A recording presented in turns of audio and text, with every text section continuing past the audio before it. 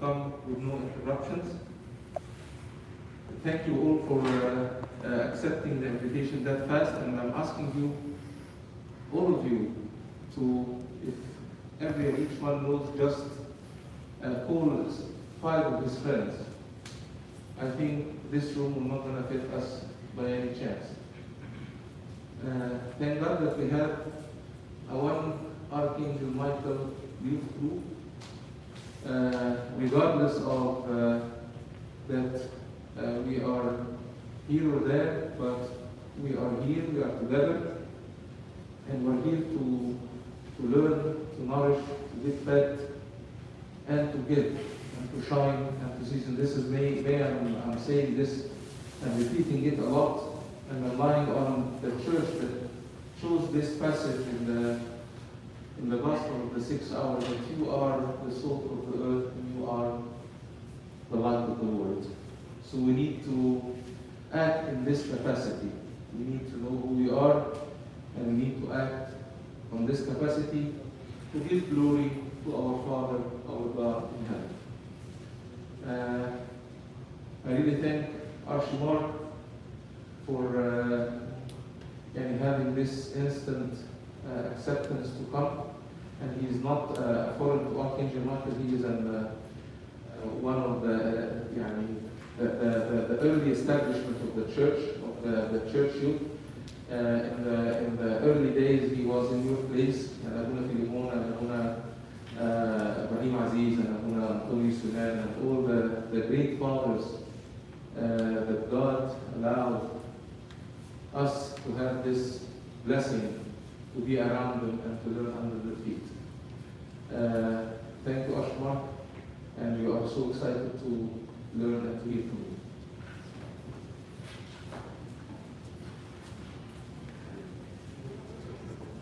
In the name of God, the Son, and the Spirit, amen.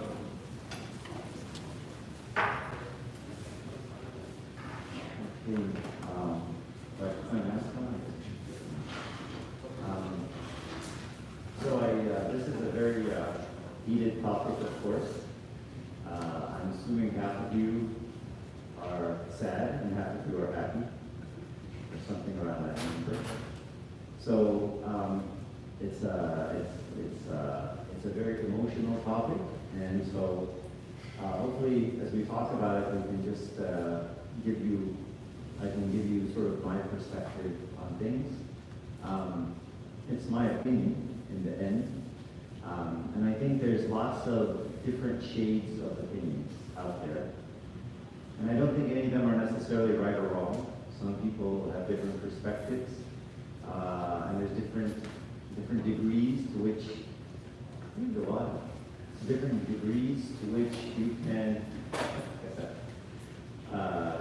can agree or disagree to a lot of these things. But every time I think of politics, I think of this quote from St. Anthony. A time is coming when men shall go mad. And when they see someone who is not mad, they will attack him saying, "You are mad, you are not like us." And every time I watch politics, I think of this quote. And so you're going to quickly see my perspective on things. I think that's probably true. The worst year in history, God willing, it's over. I don't know if you guys saw that Pfizer just announced a 90% success rate on the vaccine yesterday. The market went up 1,000 points. So, we have a light at the end of the tunnel somewhere. We won't get vaccinated for 6 months, but we still have to be diligent for the next 6 months because flu season's coming in. Anyway, enough of that service announcement. So I really don't want to talk about politics. I don't like talking about politics. I don't like politicians. But what I do want to offer is, I'm going to offer you my thoughts, and you can accept them or reject them. I'm just going to give you one perspective. It's not necessarily the right perspective, but maybe many people who I respect a lot disagree with me. And so I will give you what I think is sort of my experience, but you feel free to be upset and argue with it. Just don't get mad. I think we get mad a little bit too much. one of the things I noticed, with the COVID debates, mask, don't mask, whatever, take bleach in your veins or don't take bleach in your veins. Whenever people talked about COVID, whatever side they were on, they were angry. And whatever side the other person was on, they hated the other person. And they couldn't believe how stupid the other person was. And that's sort of the way politics is. People argue and it's like, I can't believe how stupid they are. And they're trying to ruin this country. And each one says the same about the other. And each one's very angry. And you have to think to yourself, can it be? Can human beings who eat and drink and need shelter and need love and want to give love and have so much in common be so divided? Can it be that you're nothing like me when we both have cells and flesh and humanity and all of the things and a soul, all the things we share as people, live in the same state, live in the same city, we go to the same school, we eat the same food, and yet we're so different? Is that possible? So these are difficult questions to answer, especially in the U.S. So Christians actually have freedom here. So unlike Egypt or Rome, or most of the places that the church has existed throughout history, in the United States we find ourselves in an unusual situation. There's freedom. And you can say what you think, which in most of Christian history was not the case. So should we get involved in U.S. politics or Egyptian politics or whatever politics to reflect our Christian beliefs? Should we get involved in U.S. politics to protect the interest of Egypt, our homeland? And both of these are good undertakings, and they're obviously noble, but who should take them on? Is it the church's job to do that? Is it our personal job to do that? Is there a difference between our personal job and the church's job? So who should take it on, and to what capacity should that be taken on? These are some of the questions we'll talk about today. So the first question is, what's the church? So let's start with the church. We say it's the one holy Catholic and Apostolic Church. And we also say in the Creed that we believe in the church, which means we can't see it. Because you can't believe in something that you can see. You can only believe in something you can't see, right? I can't say I believe there's a table here. There's a table here. That's not belief, that's a fact. So if I say I believe in the one holy Catholic Apostolic Church, that means there must be something I can't see, right? What's the part I can't see? We say the church has two parts, a struggling part, the part here on earth, and then the victorious part of the church is the part I can't see. Which part's bigger? The victorious, it's like 1,000,000 times bigger than this part. This is the tiny part. So the church is huge, and it's Catholic. And some argue that we should say things like, instead of saying the Coptic Orthodox Church, or the Greek Orthodox Church, or the Russian Orthodox Church, we should say the Orthodox Church in Greece, the Orthodox Church in Russia, the Orthodox Church in Egypt, the Orthodox Church in America. Why? Because the church doesn't have a home. The church isn't from the earth, right? We're a church that happens to be located in Orange County, and there's another church that happens to be located in Egypt, and there's another church that happens to be located in Syria, and it doesn't matter where it's located. It's the church. So I'll do it with my hands. The church located somewhere on earth, and the church is bigger, more than we can see, and it's above the earth. And so it doesn't really have a place it belongs. It exists on earth, but it's above it. And so we are citizens not of the earth, but we're citizens of heaven, right? Christ said, my kingdom is not of this earth. This isn't our place. This isn't our home.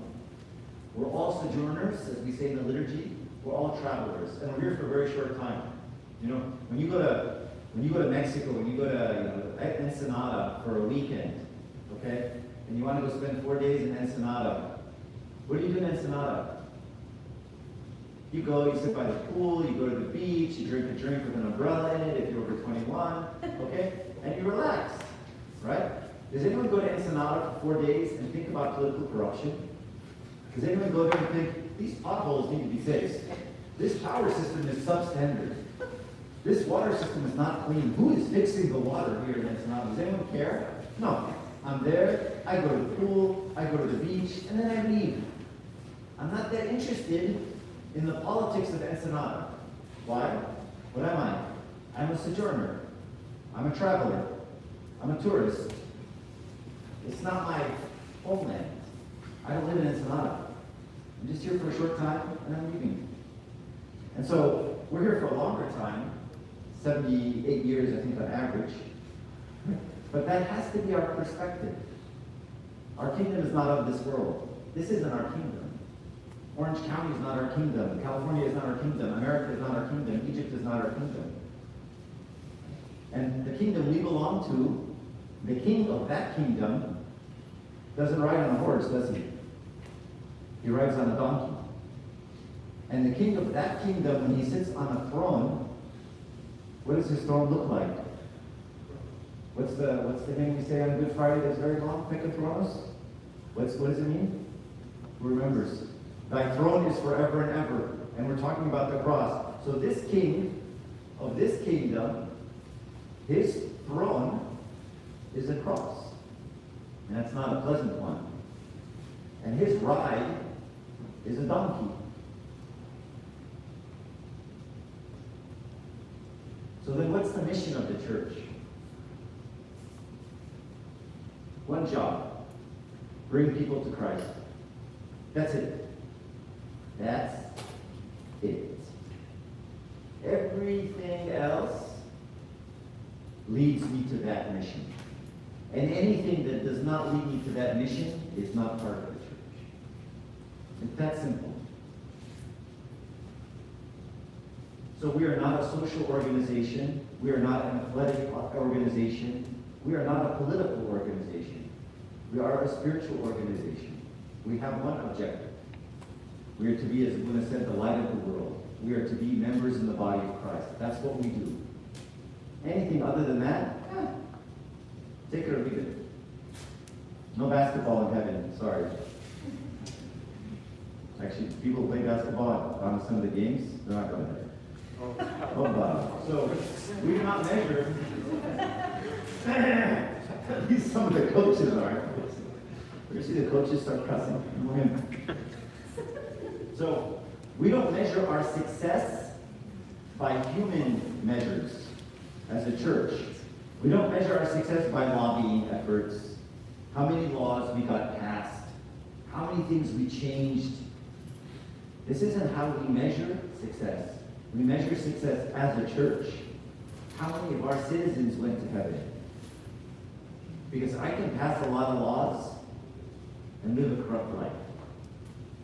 I can pass a lot of laws and not be the light of the world. And Christ says you can gain the whole world and lose your soul. So we have to be very careful what our objective is. I'm a sojourner.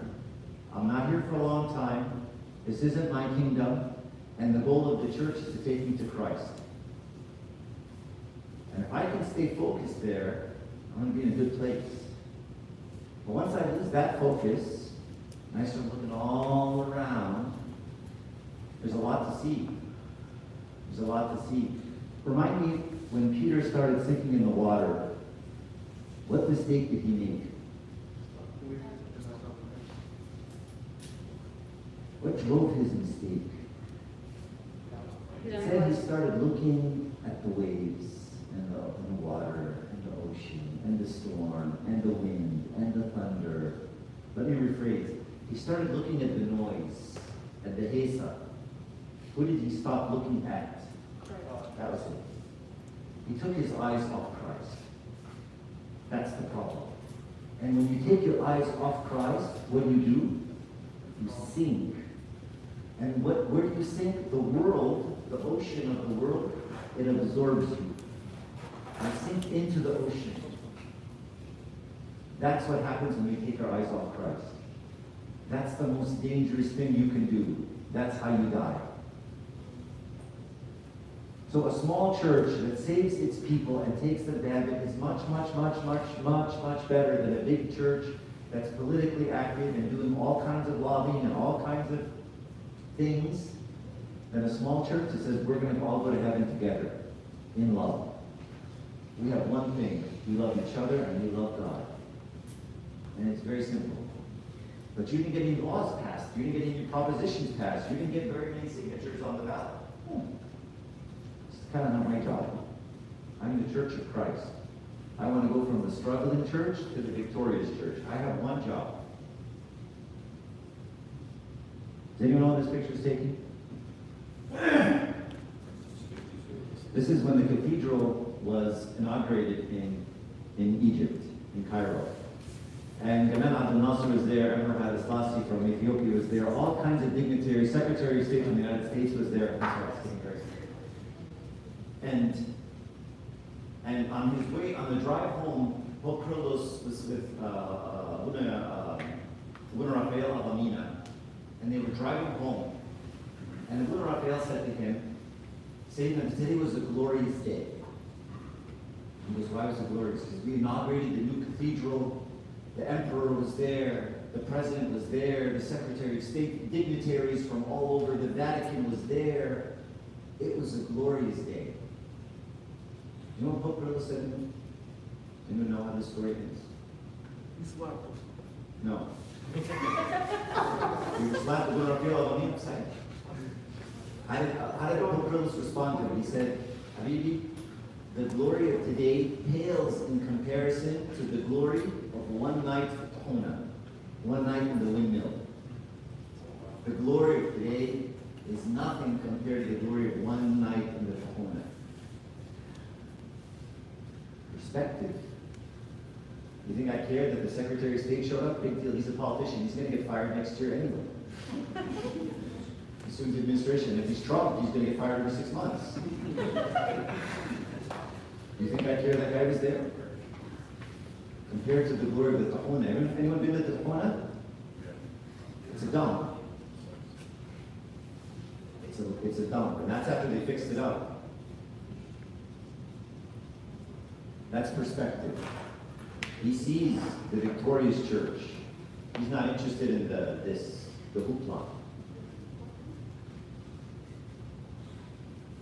But don't we need to fight for moral laws? Isn't this our calling to fight? So here I want to kind of give you a perspective. What is the purpose of the civil laws? Why are they there? Why do laws exist? Protect peace. Protect people, right?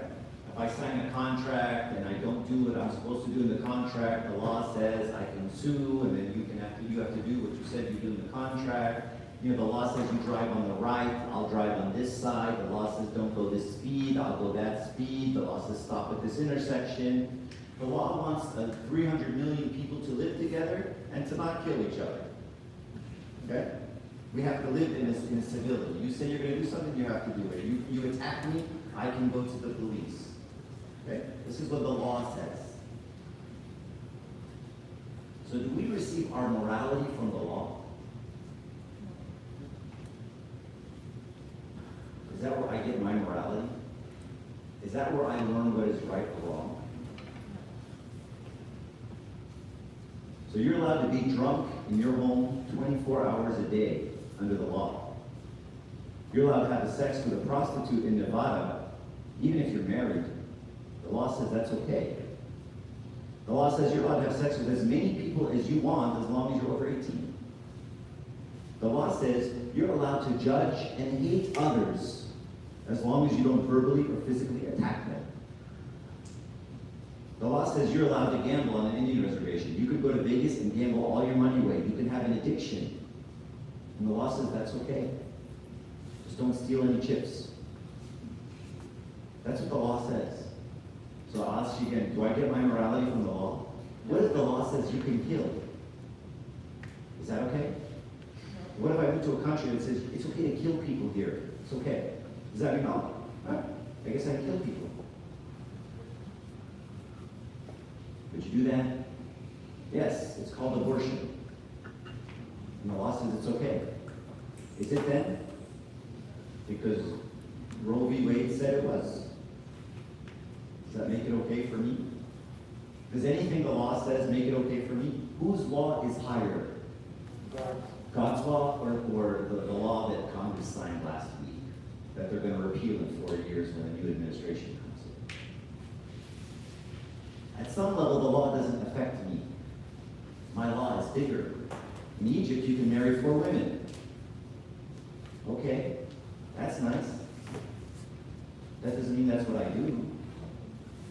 In some countries, there's all kinds of weird laws. Whatever. Every country you go to, different laws. The church, morality, what Christ wants from us is above the law. It's bigger than the law. Psalm 146 says, "Do not put your trust in princes, in human beings who cannot save.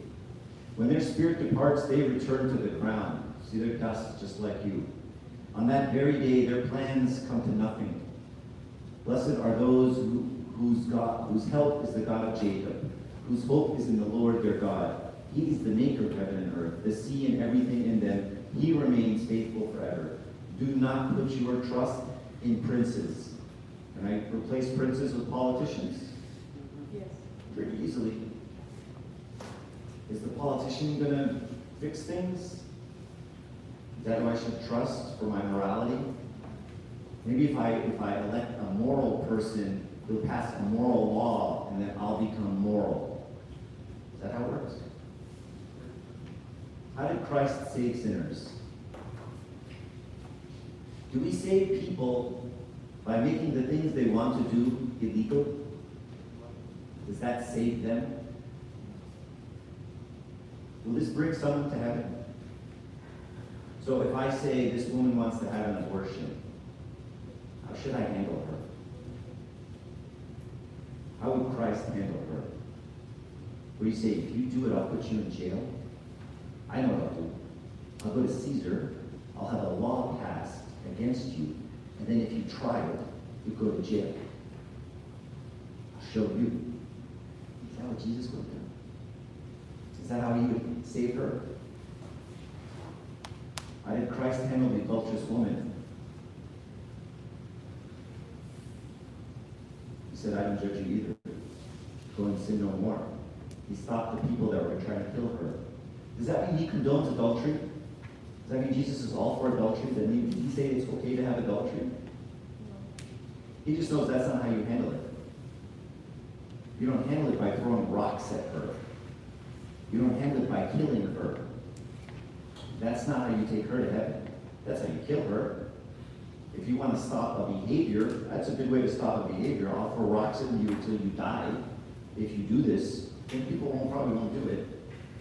But I get the feeling that woman had been called many things before.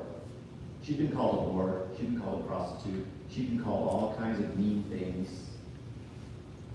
And yet that didn't stop her. What stopped her? Christ loved her. That stopped her. That changed her. That melted her. He didn't say, "I'm going to throw rocks at you if you do this." Would that stop her? Is that how you save someone who wants to get an abortion? Hold up a sign so you can burn in hell for this? Is that how, as a Christian, I want to save people? Protest against them? Do not wait for leaders. Do it alone, person to person. People are saved when they feel our love, when they interact with us. When we take that woman or that person and we put our arm around them and we say, "Let's talk. I want to carry this cross with you. We're in this together. We're one flesh, you and me. What happens to you, happens to me." As St. Paul says, "Laugh with those who laugh and cry with those who cry." That's how we save people. That's how we change people. That's how we love people.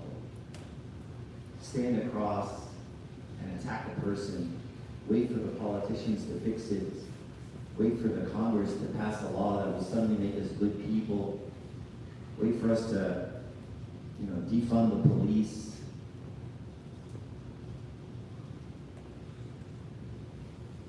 So the church's role in the world, my kingdom is not of this world. And my own personal stance, this is my personal, is that it's very bad to mix politics with religion. Those two just don't go together. That's not the role of the clergy. It's not the role of the priesthood. It's not to get involved with politicians and obtain power. The 11th century experience of the Catholic Church proved it was a disaster. When the Pope would ordain the emperor and the Rome and the this and the power and the corruption and the churches and the money, bad mix. Corruption, power, influence, no good. And Christ took this concept of power and he flipped it upside down. He did something radical. Saint Ephraim Syrian says, all tongues should cease to speak, for the creator of the world knelt down and washed the feet of his creation. Can you imagine that for a second?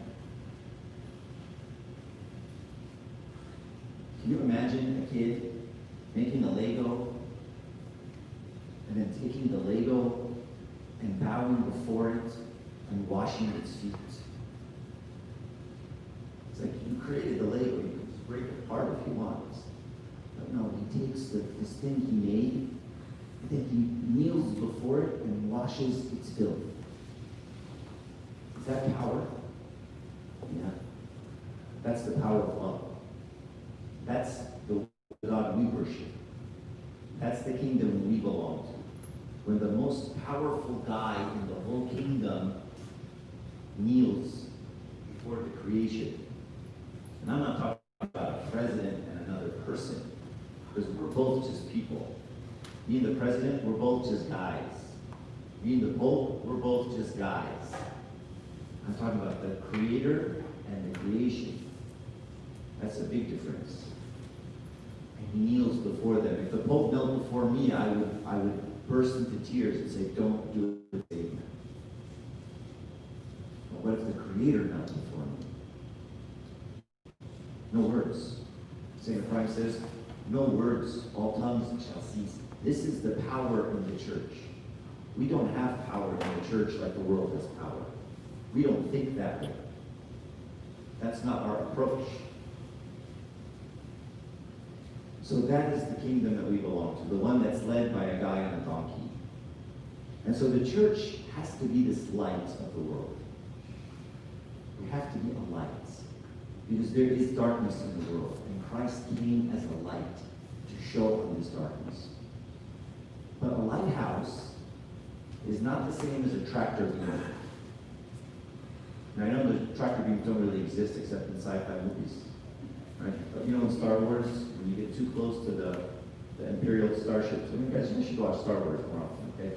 You get too close to the Imperial starship, then you put full reverse thrusters, Chewie puts it in full reverse, but the, you know, the Millennium Falcon just keeps going toward it. You guys know what I'm talking about? Yeah. All right. It's very important. Okay. So a tractor beam sucks your ship in and says, you are coming to me. That is not a lighthouse. And we're not a tractor beam. In fact, the one thing that God guards more than anything else in us is what? Freedom of will. It's crazy. I wouldn't do that. I don't let my kids do that. And I didn't create them. He lets us do whatever we want. It's nuts. But he does. He allows that freedom. The freedom to cuss you out, sure. The freedom to reject you, to spit on you, to kill you, to crucify you, to spear you, sure. Go ahead. And what are you going to do about it? Are you going to destroy me? No. I'm going to put my arms out. And I'm going to say, Father, forgive them, for they know not what they do. This is the God we worship. So God doesn't force anyone to do anything, ever. And if you're forced, it's not you. You're all in college. You're all making that transition. The transition from my parents make me come to it's time I do it myself. It's your time. It's your time to make the call. Parents can't control you, right? You guys live in the dorms. Parents can't do jack. They don't know what you're doing. That's the way it is. Right now, it's your time to pick. So, I pray that when I see injustice and I see something wrong, that I'll speak up, even to the cost of my own life. I pray that when the Nazis were eradicating Jews, that I would have stood up and said something, had the courage to stand up and say something. And when I say speak up for injustice, there has to be a cost to that. It's not like, there's a big difference between a civil rights march in 1962 and a civil rights march now, right? A civil rights march in 1962, and you're a white guy, I'll tell you what, when you went back to church that Sunday, you were not welcome. Your boss may have fired you that day. Your wife didn't want to speak to you that day. Your friends left you that day, and you stood shoulder to shoulder with a black person. A civil rights protest now, that's just something you post on Instagram to show you're cool. That's very different. There's no cost there. So I would hope that I would stand up for injustice at a cost. When you spoke up for the Jews in Nazi Germany, they killed you. And I would want to die that way. I would want to die saying the truth. So you have to stand up for injustice when you see it. And you have to say something when you see it. So the question is, how do we fix injustice? Is there injustice? Kind of. When did injustice start? Like last week? 6 months ago? George Floyd? Was there injustice before George Floyd? Yeah. So when Adam fell, lots of things entered the world. Death entered the world, disease entered the world, sin entered the world, injustice entered the world. And injustice happened very quickly, didn't it? What happened to Adam's sons? One killed the other one, unjustly. So injustice is here. It's been here for a very long time. And will it be here in a week? Will it be here now that Biden's been elected? No. Still? No, that's right. That is the right answer. He will eradicate it. Along with sin, disease, and death.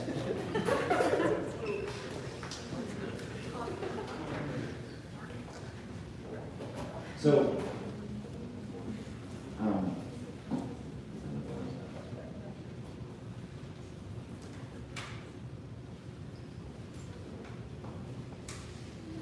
I want to talk about some of the political movements that are happening. I look at Emma Braun, and I noticed that he helped a lot of poor people. You guys know what I'm talking about? Emma Braun, good for you in Pisa. Okay? He was like an 18th century saint, and he served the poor. And why do you think he served the poor?